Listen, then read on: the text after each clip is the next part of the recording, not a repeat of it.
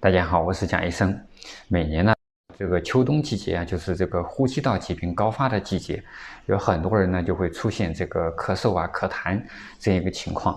今天呢，就给大家分享一个专门针对这种咳嗽、咳痰的一个小方子，叫三子养庆汤。这个方子呢出自《杂病光药》。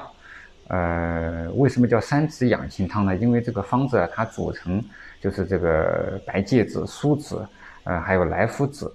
而这个原书呢，又是说啊，这个方子呢，它治疗高年咳嗽、气逆痰痞，对于老年人呢很适合，所以说呢叫三子养庆汤。这个方子呢，它具有温肺化痰、降气消食的一个作用。这个方子里面的白芥子，它可以温肺化痰，利气散结；紫苏子的话，它可以化痰，止咳平喘；莱菔子的话，它可以下气消痰、除胀满。整个这样一个方子呢，就具有很好的这个消痰行气、降气消食的这样一个作用。这个咳嗽啊，在临床上主要是由两大类原因造成的。第一类呢就是外感，第二类呢就是内伤。外感的话，比如说感受这个风邪啊、寒邪、热邪、燥邪，那么都可以引起这个咳嗽。而这个内伤呢，比如说这个脾胃功能不好啊，它也可以引起咳嗽。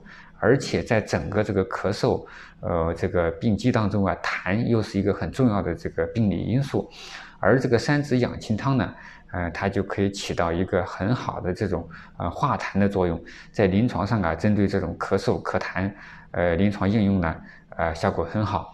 在临床上，这个方子针对的这种临床症状呢，主要表现为有咳嗽、咳痰的一个症状，而且这个咳着的这个痰呢。一般是白色的，也有一些病人呢会伴发有喘的情况，包括胸闷呐，食欲不好的情况。去看病人舌苔的话，一般呢舌苔呢就呈现比较白腻的这一个状态。我们在使用的时候啊，这个白芥子可以用到9克，莱菔子可以用到15克，苏子的话也可以用到9克。